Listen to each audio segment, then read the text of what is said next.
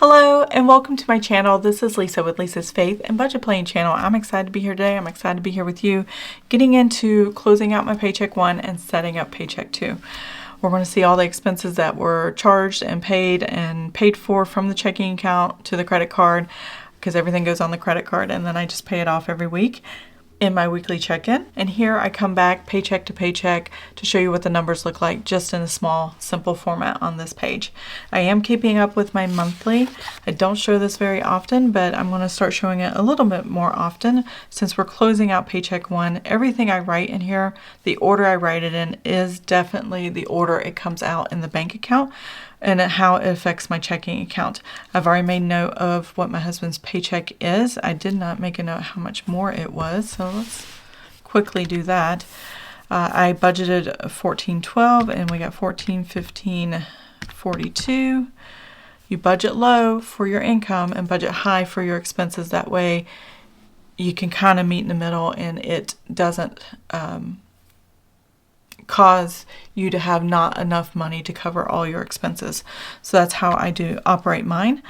$14.12, and we had $3.42 more. We have not gotten anything extra except for the balance forward from the previous month, which is right here. If any more comes in, I'll just add it and go across there, and we'll put a total right there. So, but we are already here. That's Paycheck 1. These are all in order of how they come out in the bank account. And we end it with Geico. Now, if I already know the changes for something, like the electric bill changed, and you're going to see that here in a minute. I did change the sinking funds. I go ahead and write it ahead of time, the actual, because I know it's going to happen that way even before I get to that month. So that's what I have here. Now let's go back to the paycheck to paycheck. What I need to do right now is put in the actuals for the expenses. So these expenses are my spending categories: my grocery, household, restaurant, miscellaneous, gasoline, copay, and unbudgeted. And I get that from my weekly check-in, which is here. All these numbers here, you total up the different categories. That's what I spent for the first 2 weeks of the month. The 1st through the 14th is always, I should say the last day of the previous month to the 14th. So that could be the 30th or whatever of the previous month, and then all the way to the 14th. Just over 2 weeks, 15, 16 days of spending, and then the 1st through the 14th of what we spent in bills. Those two combined, that's what I have here on this page, and all the income that came in. So that is what we're going to do right now. I need to put this over here because it's more than what I had planned. I never planned anything for balance forward or other in the income section, but I did bring money over from the previous month to this month. And then we're going to put the spending categories. So let's go ahead and get these numbers down, and I will come back and we will do the totals and close out Paycheck 1. Okay, so I have all my numbers down and I'm ready to go ahead and do my totals, and we're going to do that together. So I went ahead and totaled all this up off camera and put it in my notes and just write it here. That's what I typically do, just because going back and forth flipping the pages, it gets a little tedious. So we're going to total all this up and find out how much we actually had in deposits for Paycheck 1.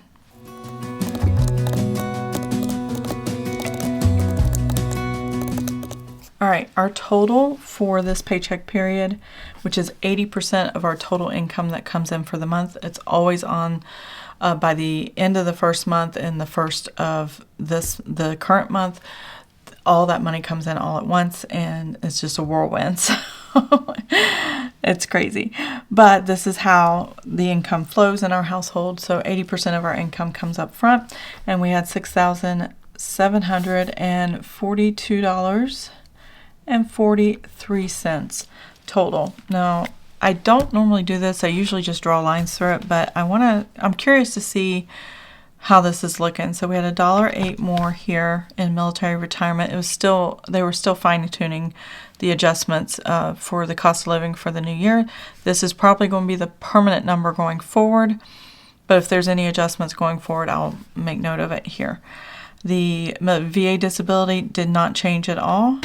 And then we had 2 pennies in interest or dividends in our checking account, and then $5.07 more on my husband's salary check than expected, and then the money that came over from last month.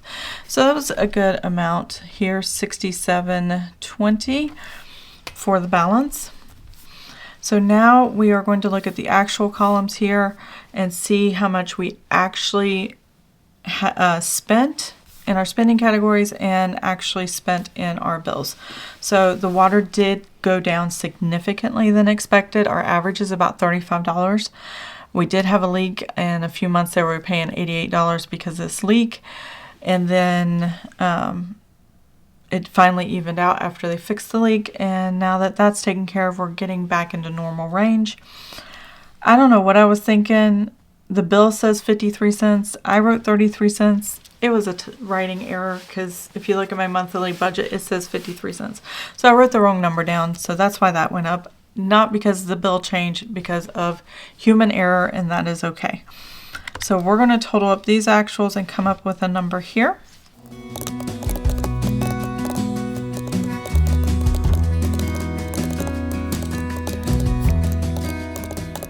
Okay, so the total bills that we had for week 1 and week 2, and I did draw a line here trying to distinguish week 1 from week 2. When I did my weekly check-in, I talked about this in my last video, where I was trying to figure out, okay, I need to pay the credit card back because all of our spending goes on the credit card, but I also needed to pay for the bills that went to the credit card, and this is the solution I came up with. I drew a line. Instead of adding a whole new page, I just drew a line here and then wrote week 1 and week 2. And that's enough to remind me what week I'm paying the bills on. So now I know that we did in total $4,211.12. It's still less than what I expected, just because I budgeted so high for the water, not sure what the bill was going to be. But I'm still happy with it. It's a little bit less, and we're good to go there. I do know going into March, if you watched my Mortgage Monday, that the mortgage is going to go up significantly, over $2,000. So we had to pay an extra $45 or something like that a month to cover the deficit we have in our escrow account, and that'll cover whatever we need to pay from the previous year. So next year, hopefully I can save up enough to cover it. I'm going to try to make a sinking fund for that. We'll see. Now we're going to total up the actuals here for what we spent in Paycheck 1. So I'll be right back.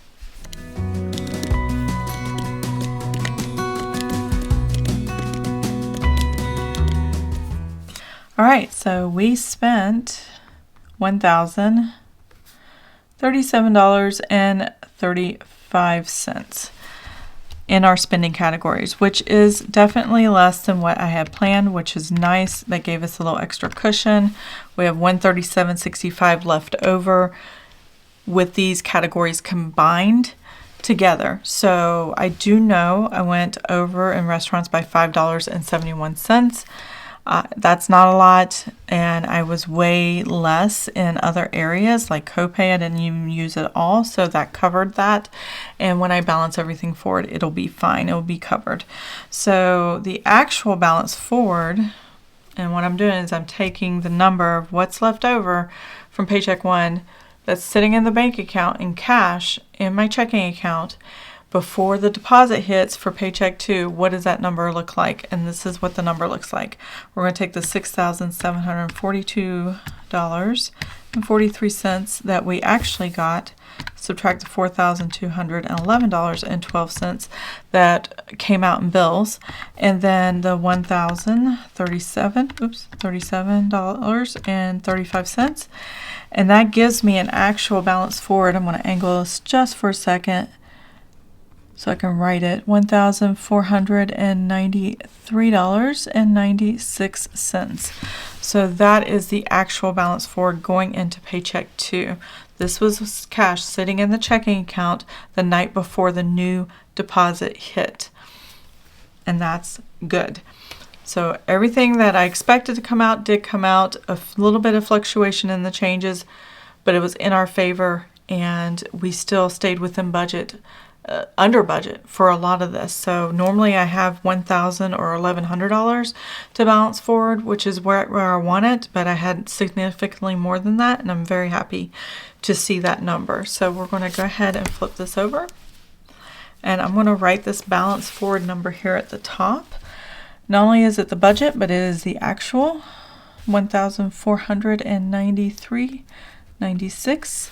And I'm going to go ahead and write it twice because I know it's the actual, so it does not hurt to do that.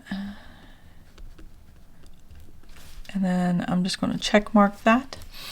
My husband's salary. So I actually know the actuals because my husband gets paid on the 15th of every month, but that's a Saturday, so they have to do it on the 14th, the day before, and I've already got that money sitting in there. So the actual is $1,415.42. And even if it hadn't hit the bank account, a lot of times a couple of days before it hits, I do see the pending. So it just depends on the state and when they want to post those things, and when the bank tells us. So I'm going to write this number again because I know this is the right number. And I'm going to put 0 for other, because I don't know if anything else is going to come in. If it does, great. If it doesn't, then this number won't change at all. So I'm going to add this $1,415.42. There we go. That gives us the last 2 weeks of the month, $2,909.38 to work with. This will cover all the bills and spending I plan for the month. Now I have a note here. I keep forgetting I have subscribe and save, and it automatically comes out at the end of the month. So I kind of want to put a protective hedge around about little over $70, maybe $75, because this does not include tax. But I do know the prices of what it's coming out. These are all supplements. I just have them come once a month, and then that works for us. But I keep forgetting about it. So I've got this note here to remind me, and that in the last week of the month that I want to make sure I have this money available. So I'm going to move this to my weekly check-in and stick that right here, because that's the week I need to pay attention to that. And that will help me gauge on groceries and things like that. So we're going to move this off to the side for just a minute and come back here. And we're going to work with the budget columns only. I don't have any actuals right now because today's the 14th. Everything just got started. And these actually don't happen until after the 15th of the month. So the first thing I have is our tithe. This is a tithe to our church. We do $210 right now. Oops. And I always adjust this to depending on income and prayer and where the Lord directs us. So that's where that money comes from. And that's where the money goes. The other thing I have, it's going to be higher than normal. I think this is $35 higher, is my AT&T bill. I bought a new phone. I got a 16 Plus, I think. There was a Plus and a Pro, and I think a Pro Max. I don't know. I no longer using iPhone 11 Pro Max, which is what I had last time. I got the 16 Plus. I wanted a larger screen because I really didn't need the extra features for the camera. So I found a deal where it's like $10.99 a month, but I did have to pay some up front. So some of this is activation fee. This might be the activation fee, $35. And then I paid $55 up front to order it and ship it and all the things. So this is going to be a little high. Previous months we spent over $280 a month on 4 cell phones. 2 of them have leases on them. Now a third one does. These 2, the first 2 I have leases on, will drop off in October. So in a few months, hopefully it'll go down below where it's at now and save us about $40, I think, a month. So we'll see. But right now, this month is $334.18. And to be honest, these are also debt. This is also considered debt. It's a lease that you have a signed contract that you are promising to pay back, at a certain time, certain rate. And yeah, if you stay in that cycle and just keep upgrading with a lease and never get out of lease, it really doesn't make any sense. I'm hoping that in the future I'll be able to get out of pay off the phone early.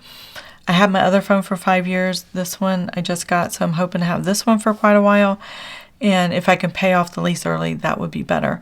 So that is what I'm thinking about and trying to plan for in the future. Sinking funds. So my sinking funds I keep back here, very back. If you've never seen a sinking fund video, these are a list of all my sinking funds. As you can see, a couple transactions have already happened. And I need to transfer enough money over here to fund each one of them. And that is what sinking funds is sinking money into a envelope, whether it's cash or whether it's a line item here on paper or whatever, and I transfer all this money into a savings account. So however it makes sense for you to do it, that's what you should do. But I do have a sinking funds video. I don't know if I posted one yet this month. I might have. I think I did. And then I'll close out the sinking funds at the end of the month when I know I'm done using the funds, which, yeah, I'm not sure when that's going to happen. Usually I have 1 or 2 items, but I have like a line item for home and car fund that's perpetual. They're all perpetual, but those, I just put $50 a month aside for each of them. And I'm already having to go back into them again with a lot of crazy things that have happened this winter. So those details will be coming later when I do the sinking funds. We'll talk about it then. Closeout video at the end of the month. But for now, I need to put down the $409.33. I always do this mid-month just to make sure I can work the numbers. And I've always done it in Paycheck too, so I tried it in Paycheck 1, didn't like it, so I moved it back to Paycheck 2. It doesn't matter when I fund it, as long as I fund it in that 1 month. Life insurance 1 is for me, my husband, and my youngest son. He's still on the policy. And then my oldest son fell off the policy, aged out, and I got him his own. So that's life insurance 2, 87.56 and 33.16. The electric this month, this is a reason why I did not fund like an escrow line item like I wanted to. If you saw the sinking funds video, I said if my electric was too high, I would drop it down and not put that money in. It was like $100. So my electric for the month of January pretty much was $247.36. Our average median for the year, like every month of the year, if you divide it by 12, is $175. Previous year was $150, I think was our average. And then $175. I was off a little bit. And so I usually budget $150, and then this year I started budgeting $175, and in the winter months, that's always way off, and we've had a lot more colder weather. We had over 28 days of snow. We still got snow in February, and we might get more snow later this week. So it's been extremely cold, colder than normal for the region I live in, and we're in southeastern Kentucky, so yeah, I don't foresee this number going down for a while. So I got to make sure I have enough funds for that. So I may start the sinking fund for the escrow, putting some money away in April. I might start that in April when things start warming up. So this is considered week 3. These are 2 bills, the only 2 bills during this time period that actually get put on the credit card. All of this happens in week 3. Week 4, there's no bills. It's just all spending. So as long as everything clears, nothing to worry about. This one is my husband's bill for $39.17. And then Apple.com is my storage, $2.99. I don't care how low your bill is, like $2 or 50 cents or 99 cents or whatever. If it's a reoccurring, I gotta pop this out for a second. If it's a reoccurring bill and you're tracking, write it down.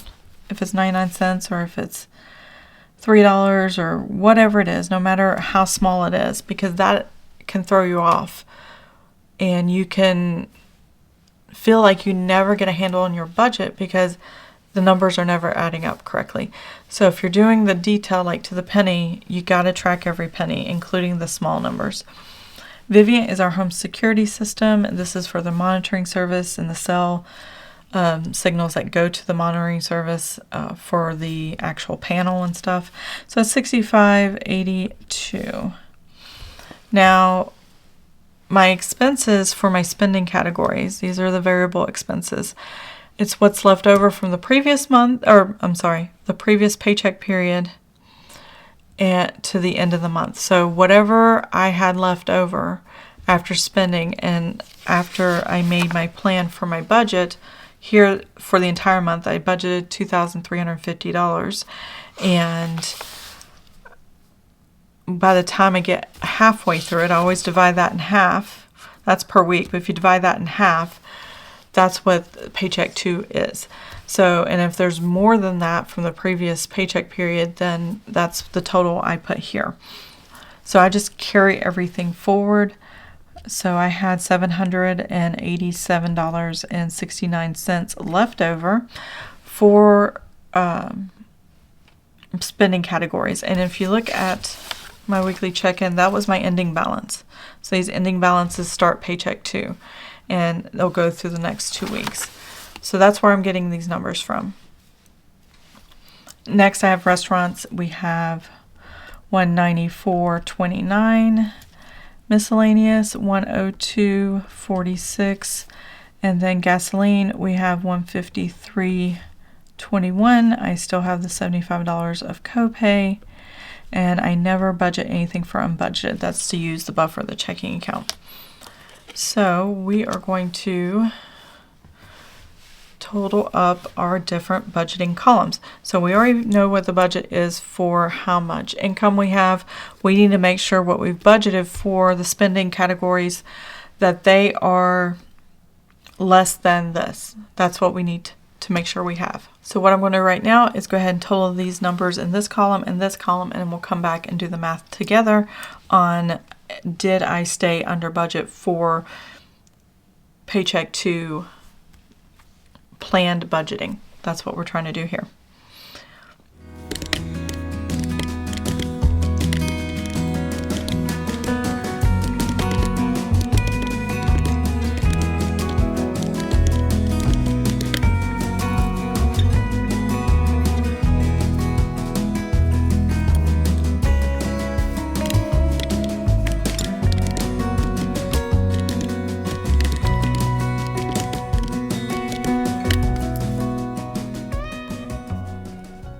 Okay, I have all my numbers here, so we're going to start with the balance forward and the salary that came in, and we have $2,909.38. We're going to subtract the $1,429.57 in bills that we are planning for, and then subtract what's left of the spending categories available here, and that was $1,312.65, and let's see how much, if anything, we have left over. Okay, good. Just as I planned, just as I hope, and exactly what my notes say. So I have been playing with the idea of creating stickers for myself down here, estimated balance forward on paycheck 1, and then estimated end of the month. So that's what we've got right here is the end of the month estimated. That's the number we're looking for is $167.16. That's a decent buffer, more than what I normally have. Some of my buffers have been like in the $20 or just a few dollars, but I'm happy to see that $167. Now, I could have funded that escrow sinking fund line item and I added that $100 there and leaving just $67 in the account, but I was not comfortable doing that just yet. And I'm glad I didn't, because we've had so many things pop up. We need something for the heating AC unit outside. That happened. We still got to figure out the roof leak and call get estimates and stuff like that. That happened over when it iced and caused damage and things like that. And we're supposed to expect more rain this weekend. I'm going to see if it actually leaks into the house, because I don't think it did last time it rained. and it's just kind of drying out right now. So we still need to get it repaired, but if I can have a little more time on that, that would be great. But the heating AC unit definitely needs fixed. We have heat, we just have emergency heat on. What else is going on? There's a handful of other things I can't even think of right now, but having this sitting in the buffer of the checking account gives me a way of thinking about the debt, thinking about the debt we have to take on with even the emergency stuff. And I might have to use this for the emergency stuff. I don't know. I got to check my sinking funds because there's a bill coming that's $650. And yeah, it's coming. It's coming to fix the AC unit or the heating unit. It's the same thing. We have electric. So anyway, I'm tripping over my words. That is the setup for Paycheck 2. This is what I expect at the end of the month, I hope, unless I don't spend everything in these categories.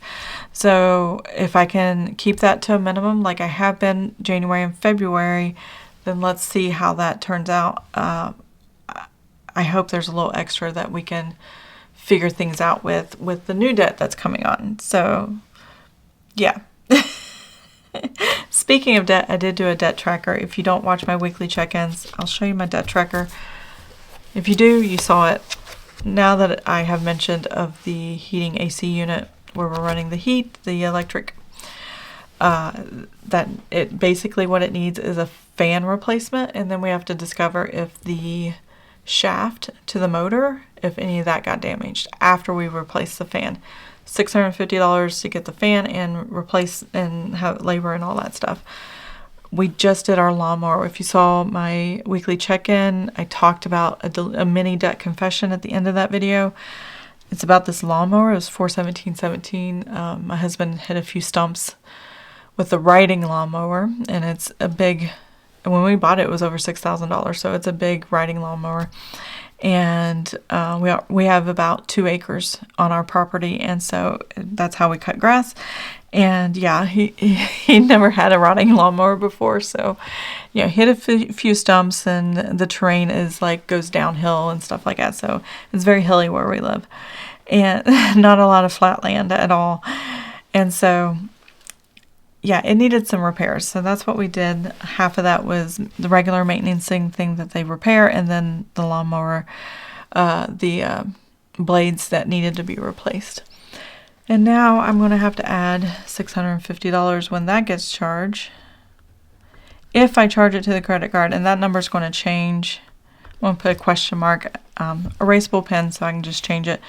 But I know that's another thing that's going on this debt. So that is going to keep adding up. These numbers are going to add up. And then I will do a update on the end of February what the balance is on my debt tracker. It's going to go up for a while. So we have last year's vacation, we have the lawnmower, and then this upcoming thing. And I'm pretty sure they take credit card as far as the heating, the company we're using to fix this.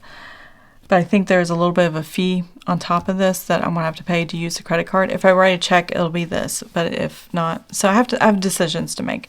So either I'm going to add it to debt, or I'm going to have to find a way to pay the cash. And I really don't have a lot of wiggle room. And I don't want to use my emergency reserves. That's building up cash right now. So in our high yield savings, I want to leave that alone as much as possible. So I have a lot of decisions to make.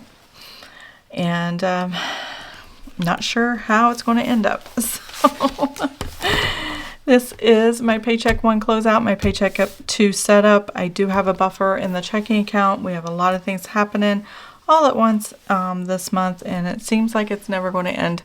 But hopefully there'll be a breather coming in the next few months in March, April timeframe where we don't have to fix something.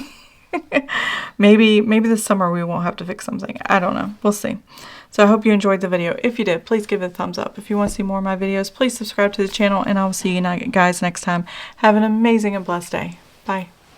As a young girl, it feels we're mine. We played hide and seek for hours, raised our shadows among the pines. So offshore, playful and free. without a care.